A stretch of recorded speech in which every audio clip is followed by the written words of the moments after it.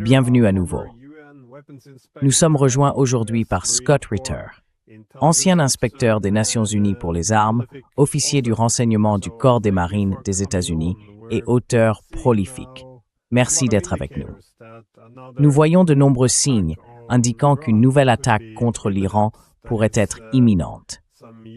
Certaines forces navales américaines arrivent dans la région et Trump affirme qu'il s'agit d'une armada plus importante que celle envoyée au Venezuela. Une importante puissance aérienne américaine est également déployée et nous constatons des perturbations dans l'espace aérien. Certains vols civils sont redirigés. Les médias rapportent aussi l'existence de plans de frappe de précision visant des responsables iraniens. Comment évaluez-vous ces informations? Sommes-nous en train de nous diriger vers une guerre?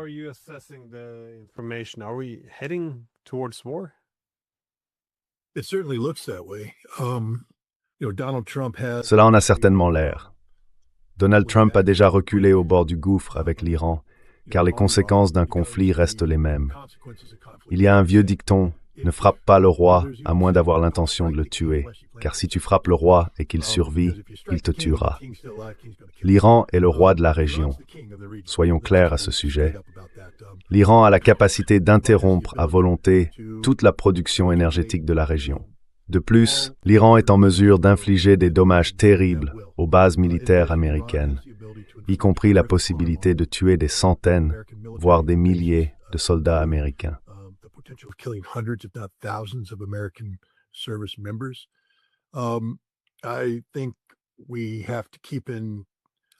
Je pense que nous devons garder à l'esprit la possibilité que les États-Unis perdent certains navires, y compris un porte-avions.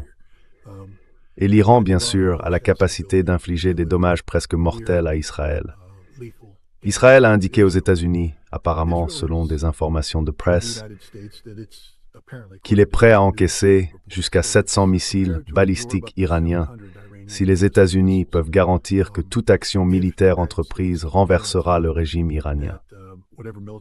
Oui, j'ai de mauvaises nouvelles pour les planificateurs militaires américains.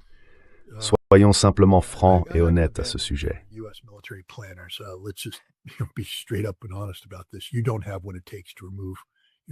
Vous n'avez pas les moyens de renverser la direction militaire et civile de l'Iran, surtout maintenant que vous avez littéralement annoncé votre coup.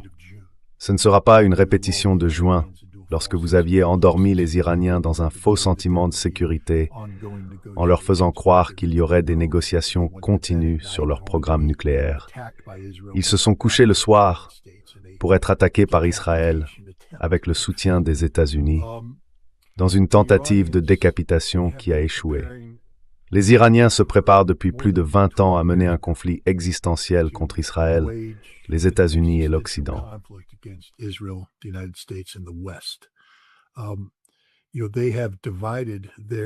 Ils ont divisé leur nation en districts militaires et administratifs autonomes, partant du principe qu'une frappe de décapitation pourrait viser Téhéran. Non pas qu'elle éliminerait la direction, mais elle pourrait couper la capacité de celle-ci à communiquer avec les différentes régions de l'Iran. Ainsi, les Iraniens ont construit des villes souterraines et des postes de commandement capables de superviser indépendamment leurs zones désignées.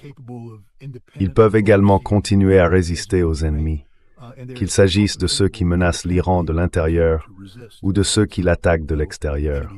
Le gouvernement iranien dispose même d'une ville enfouie à Mashhad.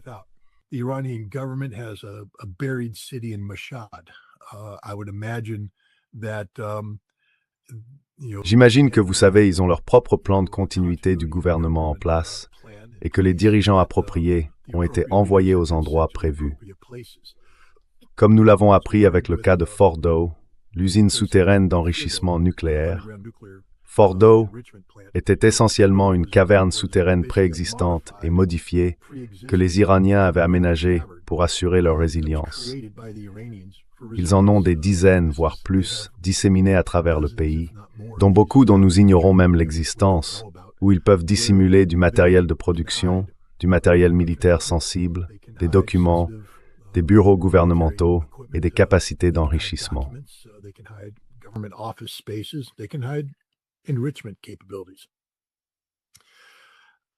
Les Iraniens seraient insensés de ne pas avoir mis en œuvre tous les plans nécessaires à leur résilience nationale existentielle.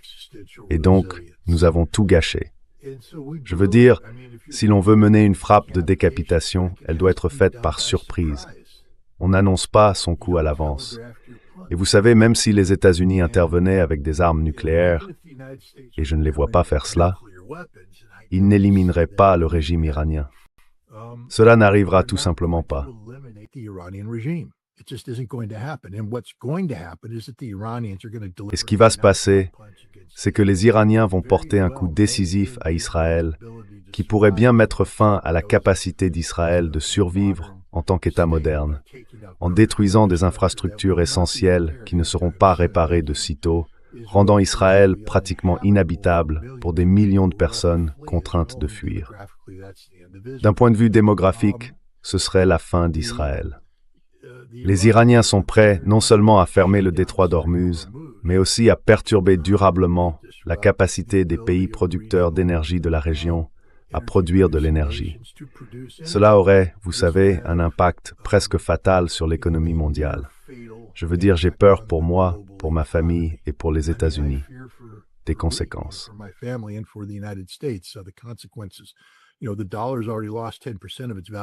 Vous savez, le dollar a déjà perdu 10% de sa valeur au cours de l'année écoulée. Nous envisageons la possibilité d'un effondrement total du dollar. Et vous savez, les prix de l'énergie sont hors de contrôle et cela aura des répercussions à l'échelle mondiale. J'ai peur pour vous parce que je sais que la Norvège produit sa propre énergie, mais vous savez, vous serez également touchés par cela. C'est la conséquence de tout cela. Espérons qu'il y ait des gens assez intelligents pour dire « Hé, Monsieur le Président, cela ne va pas fonctionner. Ce n'est pas le bon moment. Ne faisons pas ça. C'est insensé. Vous perdrez les élections de mi-mandat. Vous serez destitué. » Tout ça.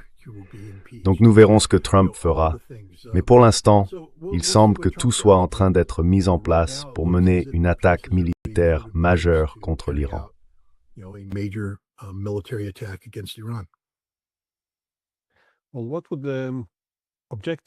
Eh bien, quel serait l'objectif ici cependant? Parce qu'il n'est plus question du programme nucléaire. Trump affirme que celui-ci a déjà été détruit, ce qui est douteux.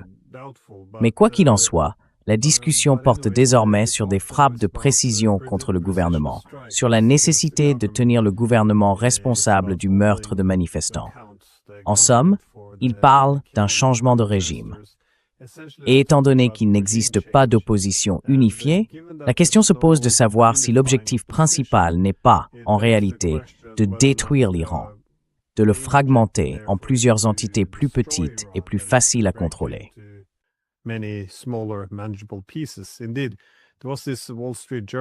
En effet, il y a eu récemment un article du Wall Street Journal intitulé « Un Iran fracturé ne serait peut-être pas si mauvais ».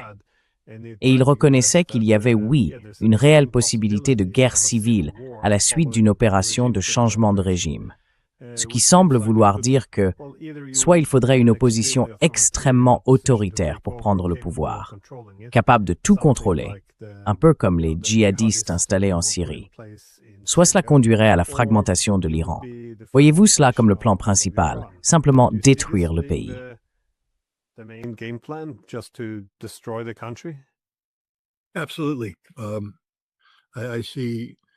Absolument.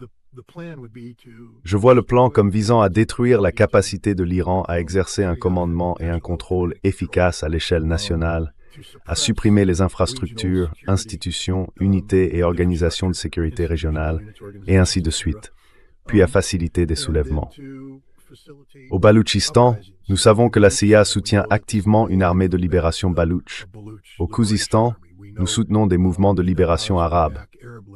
Nous soutenons les Kurdes, nous soutenons les Azéris.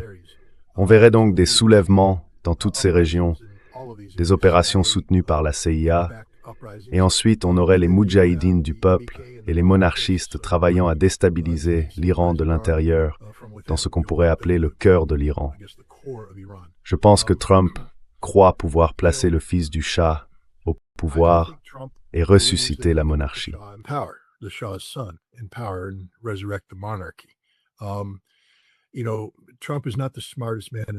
Vous savez, Trump n'est pas l'homme le plus intelligent du monde. Il ne l'est littéralement pas. Je pense que les gens doivent comprendre cela, surtout dans le monde dans lequel nous vivons. Il est extrêmement réceptif aux absurdités qu'on lui murmure à l'oreille. Et en ce moment, on lui présente ce qui semble être un front uni d'Iraniens anti-régime. Des expatriés à Los Angeles, un groupe très influent là-bas, mais aussi à travers les États-Unis. Des gens qui disent qu'il est temps que le régime tombe, que la monarchie est prête à revenir. Et souvenez-vous, la CIA soutient la monarchie et Israël soutient la monarchie depuis, encore une fois, près de 30 ans. Donc je pense que Trump a adhéré à ces absurdités et qu'il croit que ce plan peut réussir.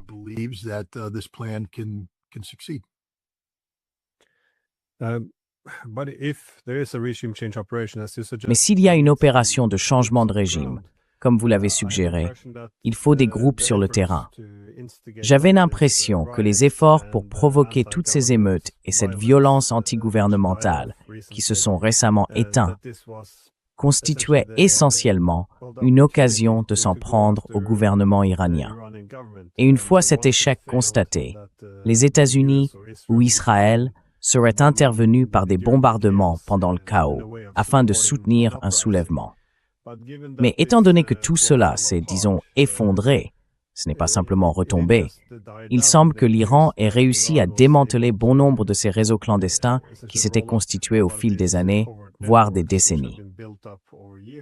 Les États-Unis et Israël ont-ils donc perdu une grande partie de leurs, disons, atouts sur le terrain en Iran, qui auraient pu être utilisés pendant une guerre, ou du moins comme élément nécessaire à une opération de changement de régime?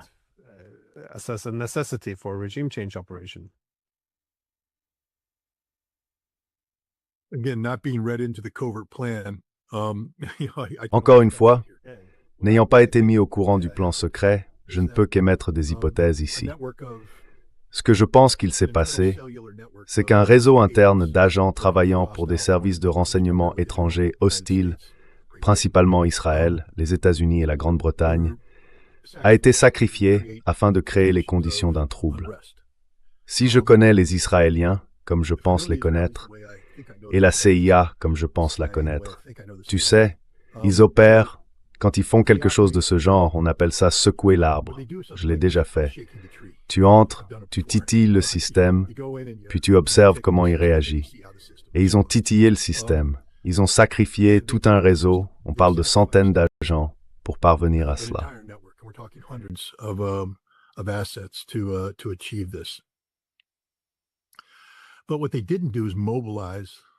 Mais ce qu'ils n'ont pas fait, c'est mobiliser les véritables organisations paramilitaires qui auraient dirigé l'insurrection.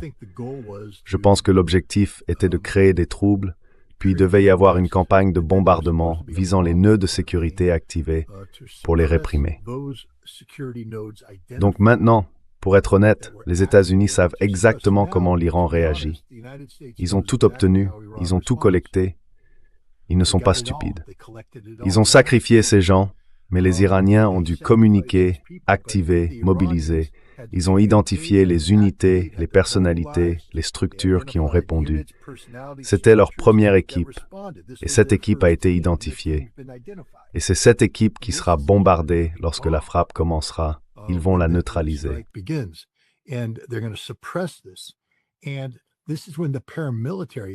Et c'est à ce moment-là que les forces paramilitaires entrent en jeu. Les personnes qui s'entraînent dans le nord de l'Irak, les forces kurdes présentes là-bas, celles qui opèrent le long de la frontière iranienne. C'est aussi là qu'interviennent les forces azéries, opérant à l'intérieur de l'Azerbaïdjan sous contrôle de la CIA et d'Israël, ainsi que l'armée de libération du Baloutchistan. Toutes ces forces paramilitaires, de véritables armées terroristes, vont se mobiliser et passer à l'action. En même temps, les Moudjahidines du peuple, l'une des organisations les plus résilientes et les plus capables de survivre, se mobiliseront de l'intérieur. Ces personnes disposent de réseaux qui n'ont pas été sacrifiés, qui sont toujours actifs. Ce sont ces réseaux qu'Israël a utilisés pour assassiner des scientifiques, etc. Ils vont tuer tuer tous ceux qu'ils pourront attraper.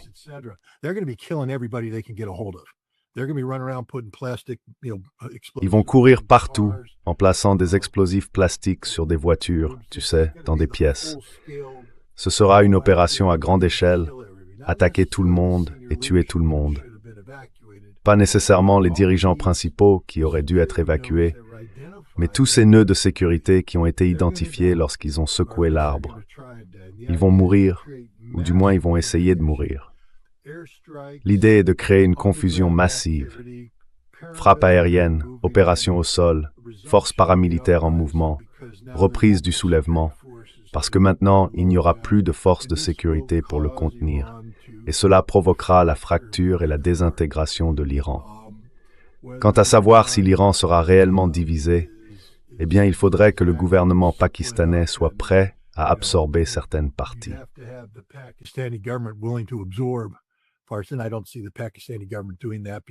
Et je ne vois pas le gouvernement pakistanais faire cela. Mais je pense que vous allez voir l'Iran se fracturer en régions autonomes plongées dans le chaos et l'anarchie, échappant à tout contrôle du pouvoir central. Et du point de vue israélien, c'est un succès. Les Israéliens ne se soucient pas du peuple iranien. Les Américains ne se soucient pas du peuple iranien. Tout ce qui nous importe, c'est de nous débarrasser du régime des ayatollahs. Et c'est ce que nous allons essayer de faire. Encore une fois, je le dis, comprenez bien que ce que je viens d'exposer et que je crois être ce qui va réellement se produire, les Iraniens le savent. Ils s'y préparent depuis longtemps. C'est donc pas comme si les Iraniens se disaient « Oh, vous voulez dire que les moudjahidines du peuple vont surgir de nulle part ?»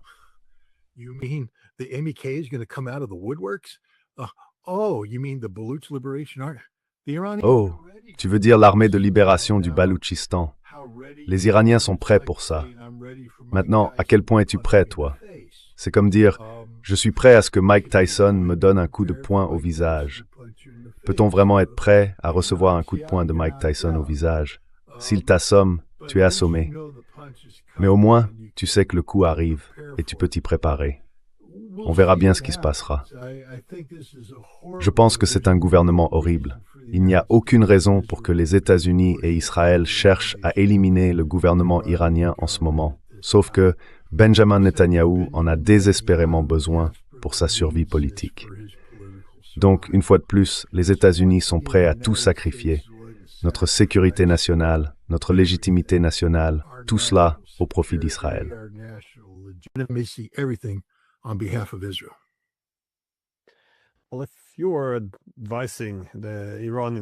Eh bien, si vous conseillez le gouvernement iranien, ou si vous étiez simplement à Téhéran, comment évalueriez-vous leur réponse probable?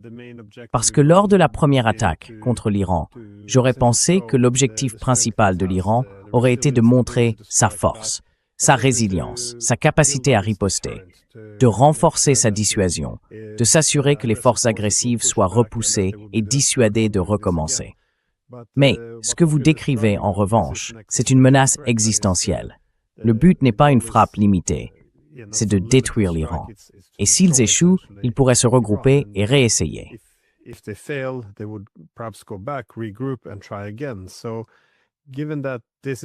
Donc, étant donné que c'est probablement ainsi que l'Iran perçoit la menace qui pèse sur lui, je pense qu'il aurait cette fois-ci un intérêt à réagir différemment. C'est-à-dire à ne pas se retenir lorsqu'il s'agit de frapper diverses installations militaires occidentales ou Israël dans la région. Certains ont même suggéré que l'Iran pourrait mener une frappe préventive si tous les navires de guerre, avions de chasse et bombardiers américains étaient en position. Et, vous savez, si cela semble indiquer qu'il s'apprête à attaquer, il pourrait être préférable pour l'Iran de frapper le premier. Encore une fois, ce n'est que de la spéculation. Ce n'est pas quelque chose que l'on voit dans les médias. Personne à Téhéran ne me souffle quoi que ce soit non plus. Donc, je me demande simplement, comment évaluez-vous la manière dont les Iraniens se comporteraient probablement différemment cette fois-ci, par rapport à la première fois où ils ont été attaqués?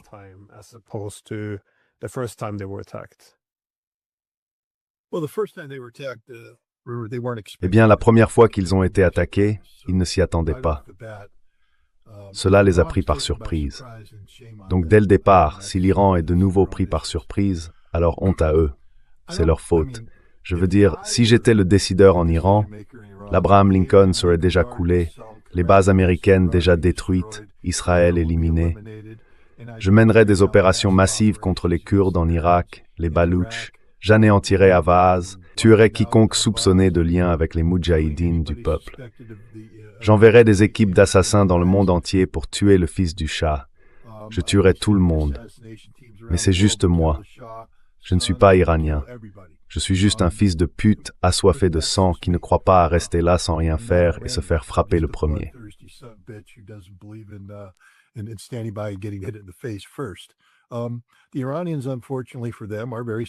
Les Iraniens, malheureusement pour eux, sont très civilisés, ils sont très corrects, et je crois que leur gouvernement garde encore l'espoir qu'une guerre puisse être évitée. Donc je ne pense pas qu'ils prendront les mesures qui seraient nécessaires pour prévenir cela. L'Iran en a pourtant parfaitement le droit. Je veux dire, les déclarations faites par les États-Unis et Israël le justifient déjà. Il ne fait aucun doute qu'une menace imminente est en train de se former. L'Iran devrait s'adresser aux Nations Unies, déclarer l'état d'urgence et demander une intervention internationale, affirmer qu'il existe une menace imminente, et si cette menace ne peut être éliminée dans un certain délai, l'Iran n'aura d'autre choix que d'exercer son droit à la légitime défense préventive en vertu de l'article 51 de la Charte des Nations Unies.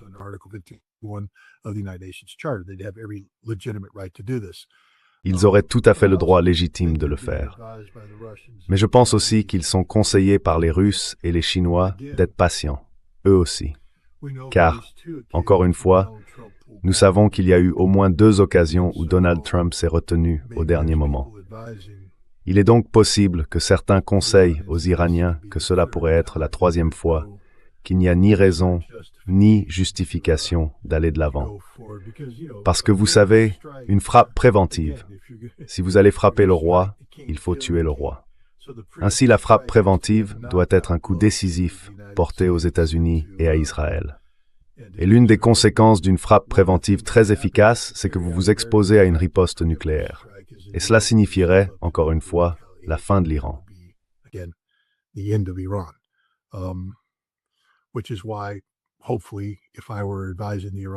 C'est pourquoi, espérons-le, si je conseillais les Iraniens, il y aurait des gens rationnels pour dire « C'est bon, Scott, va t'asseoir dans le coin et mange ta viande crue. On reviendra vers toi plus tard. » Mais non, je pense que l'Iran, j'ai l'espoir et la confiance que les Iraniens comprennent ce qui se passe et qu'ils se préparent à affronter ce qui va être une sacrée tempête. Je dois aussi dire ceci, je suis Américain. Je ne souhaite de mal à aucun Américain. Je ne veux qu'aucun Américain soit blessé dans tout cela. Et oui, ça va être une très très mauvaise chose, une chose vraiment terrible, parce que c'est une guerre de choix.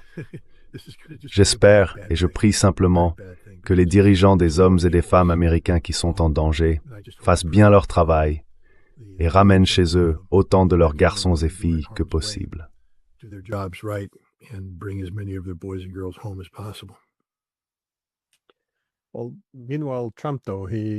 Pendant ce temps, Trump a fait quelques commentaires selon lesquels, alors que cette immense armada se dirige vers l'Iran, il a affirmé que les Iraniens voulaient désormais conclure un accord. Encore une fois, ce sont ces mots. Il ne faut pas forcément les prendre au pied de la lettre. Je ne pense pas que les Iraniens aient réellement dit « Nous sommes prêts à conclure un accord ». Ce ne sont que des paroles. Mais cela soulève la question. De quel type d'accord parle-t-on exactement? Car il ne s'agit plus de l'accord sur le nucléaire. Est-ce simplement une manière de leur donner un sentiment de sécurité, de leur faire comprendre qu'il s'agit seulement de leur mettre la pression pour négocier, ou cherchent-ils réellement à conclure un accord?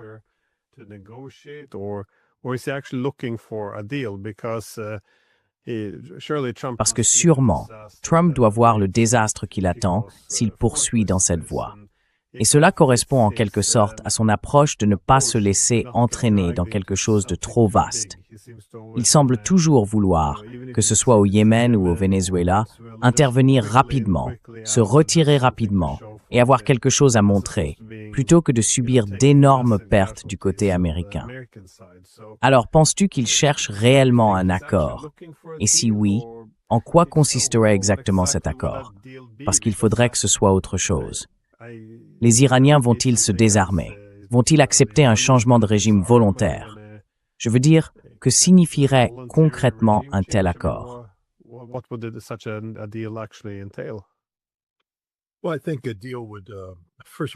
Eh bien, je pense qu'un accord serait... Tout d'abord, vous savez, Karin Kneißl, c'est une ancienne ministre autrichienne des Affaires étrangères qui réside actuellement à Saint-Pétersbourg. Elle dirige ce qu'on appelle le Centre Gorky, une femme très très intelligente. Elle déteste le terme « accord ».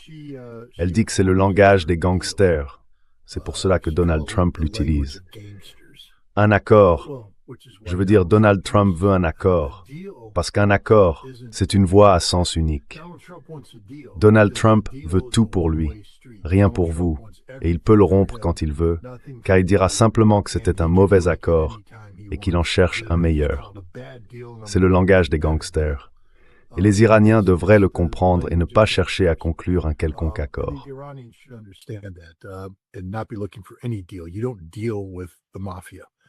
On ne traite pas avec la mafia. Elle gagne toujours, car cela signifie que vous êtes descendu à son niveau et que vous jouez selon ses règles. L'Iran doit chercher un accord global, fondé sur un traité et sur le droit international, ce qui pose problème, puisque Donald Trump a déclaré qu'il ne croyait pas au droit international. Donc, dès le départ, je dirais que nous avons simplement des visions incompatibles de ce à quoi ressemble la résolution des conflits en Iran et aux États-Unis. Mais pour répondre à votre question, un accord serait nucléaire, vous savez, pour clore le dossier nucléaire et la question des missiles balistiques. L'Iran devrait volontairement se désarmer de la seule chose qui lui donne sa viabilité.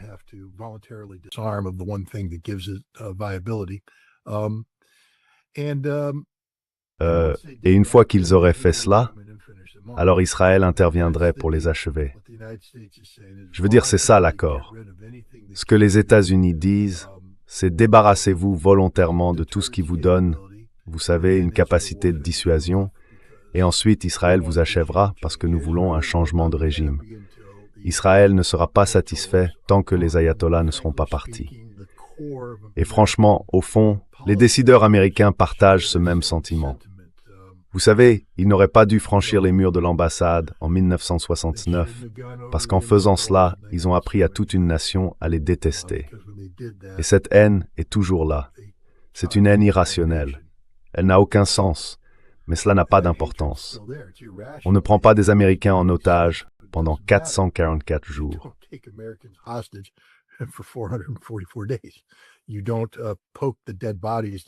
On ne provoque pas les morts. Les corps calcinés de 8 soldats américains envoyés en Iran, non pas pour l'envahir, mais pour sauver les otages que les Iraniens avaient pris. Je veux dire, les Iraniens ne sont pas les gentils dans cette histoire de 1969. Je connais le Shah, la SAVAK, les responsabilités et tout le reste, mais le peuple américain ne s'en soucie pas. Le peuple iranien doit comprendre que lorsqu'on insulte le peuple américain, cette insulte signifie que nous ne pardonnons ni n'oublions. Nous gardons rancune.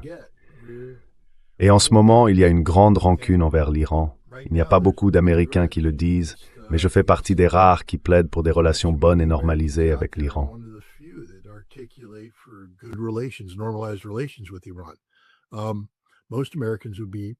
La plupart des Américains seraient très heureux de voir les ayatollahs disparaître. Non pas parce qu'ils savent quoi que ce soit sur les ayatollahs ou sur le fonctionnement de l'Iran, mais parce qu'on les a conditionnés à associer les ayatollahs à l'Iran. La prise d'otages d'Américains, la saisie de l'ambassade américaine, une mission de sauvetage ratée, 8 Américains morts, brûlés sur le sol du désert à Desert One. Vous savez, c'est la réalité. Il ne devrait donc y avoir aucun compromis de la part des Iraniens, car au moment où ils cèdent, au moment où ils concluent un accord, tout est fini. On ne passe pas un accord avec le diable, on ne passe pas un accord avec la mafia, et on ne passe pas un accord avec Donald Trump.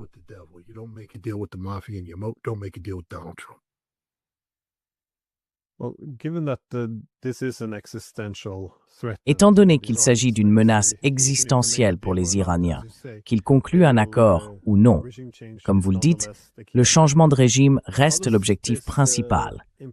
Comment cela influencerait-il la manière dont les Russes et les Chinois réagiraient à une attaque américaine ou israélienne contre l'Iran? Eh bien, j'ai entendu dire qu'il y avait une forte possibilité que les Russes aient eu quelque chose à voir avec la coupure de Starlink pendant les émeutes. Mais dans l'ensemble, l'Iran est une puissance régionale clé, et le vaste continent eurasien constitue un pilier central de ce partenariat eurasiatique élargi. Pour des pays comme la Chine, c'est aussi une source d'énergie importante.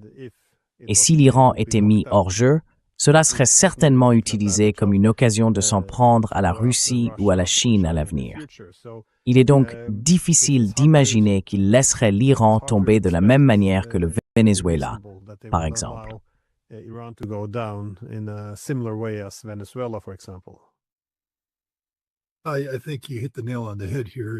Je pense que tu as parfaitement raison ici.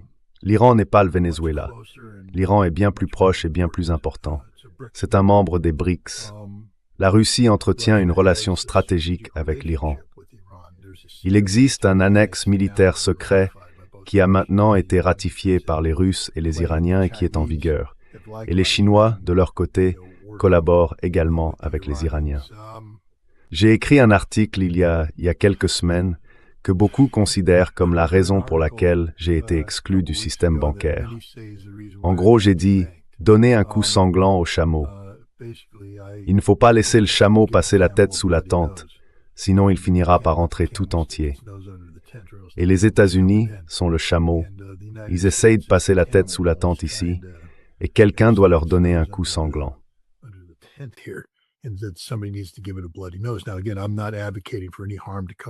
Encore une fois, je ne plaide absolument pas pour qu'il arrive quoi que ce soit de mal aux Américains. Ce n'est pas du tout ce que je veux.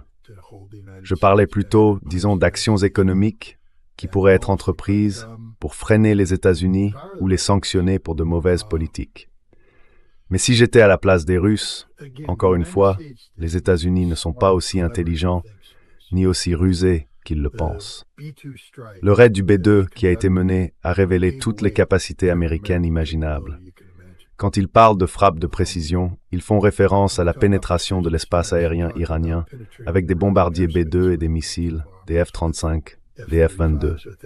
Ce profil de vol a été exécuté, capturé, enregistré. Chaque aspect en a été analysé par les Iraniens, les Russes et les Chinois.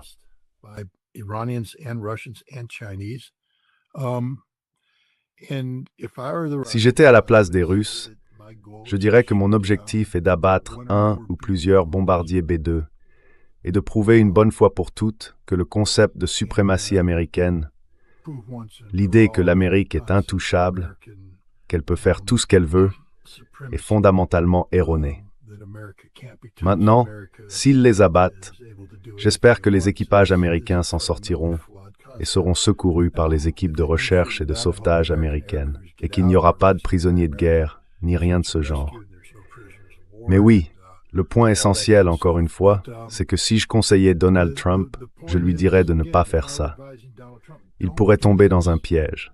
Les Russes ne vont pas rester les bras croisés et te laisser bombarder l'Iran. La Russie ne réagira pas directement. Elle n'ira pas faire la guerre pour l'Iran. Mais la Russie fait tout ce qu'elle peut pour s'assurer que ton aventure militaire soit un échec fondamental.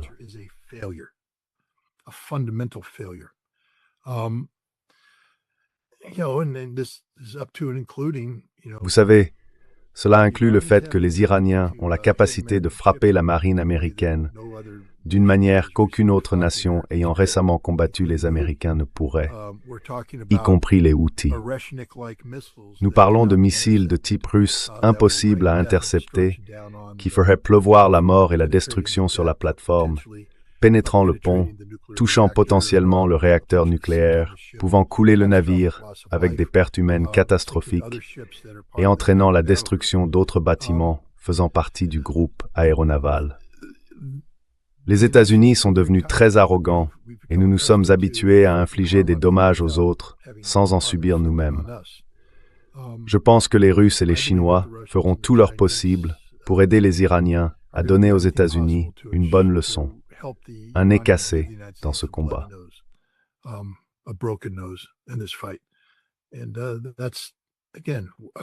Et c'est encore une fois une autre raison pour laquelle il faut se poser la question, pourquoi faisons-nous cela?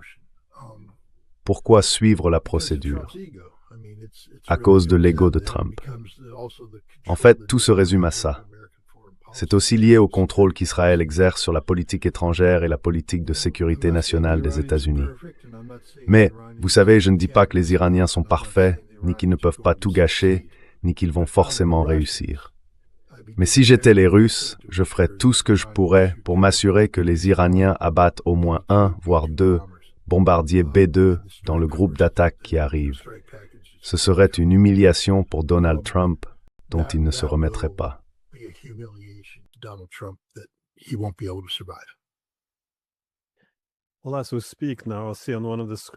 Eh bien, pendant que nous parlons, je vois sur l'un des écrans qu'il y a un avion de surveillance américain au-dessus du détroit d'Ormuz et qu'il y a aussi des drones iraniens effectuant des missions de reconnaissance sur les forces navales américaines dans la région.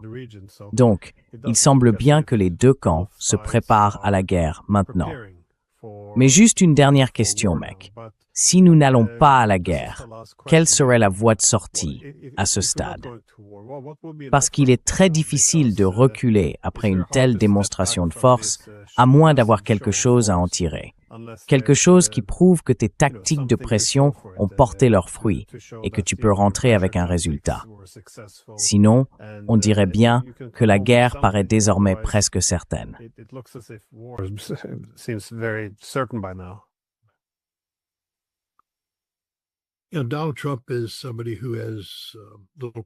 Donald Trump est quelqu'un qui n'a aucun problème à mentir. Et s'il le souhaite, il peut inventer quelque chose comme « J'ai reçu un appel téléphonique, des assurances que l'Iran se comportera correctement. Une fois de plus, la puissance militaire américaine a contraint les ayatollahs à reculer, et ainsi de suite. » C'est la porte de sortie, parce que cette guerre n'a aucun fondement légitime. Normalement, une porte de sortie nous éloigne des problèmes de fond. Ici, ils disent que les problèmes de fond sont le programme nucléaire et les missiles balistiques. Mais l'Iran ne va pas y renoncer. Pas dans le vide, pas de sitôt. Donc je pense que Donald Trump, s'il voulait y mettre fin, pourrait faire ce qu'il a fait la dernière fois.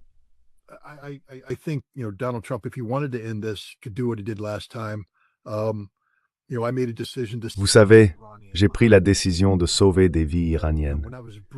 Lorsque j'ai été informé de l'ampleur des dégâts qu'aurait causé cette frappe, j'ai compris que le peuple iranien avait déjà assez souffert sous ce régime, et je ne voulais pas contribuer à prolonger cette souffrance. Des milliers d'Iraniens auraient été tués si nous avions frappé. À la place, nous allons nous retirer, renforcer les sanctions et travailler à isoler davantage le régime. Et nous garderons toujours notre armée en arrière-plan, prête à bondir, quelque chose comme ça. Parce que Donald Trump n'a aucun problème à mentir et à fabriquer sa propre réalité, il peut dire tout ce qu'il veut. Et malheureusement, nous avons une population américaine juste assez stupide pour le croire.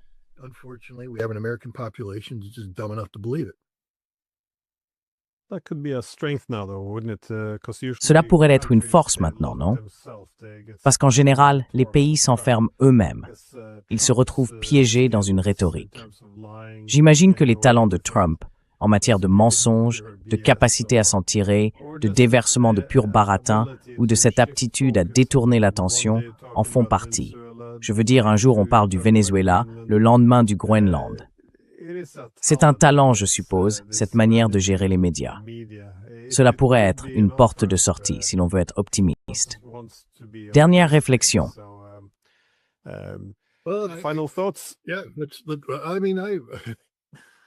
Il faut saisir la chance quand elle se présente. Il y a un nuage sombre au-dessus de nous, mais regarde, c'est en quelque sorte le reflet de la situation actuelle. Ou avoir un dirigeant menteur, dépourvu de boussole morale, est d'une certaine manière considéré comme une bonne chose, parce que ses mensonges, son absence de boussole morale, pourraient en réalité empêcher une guerre.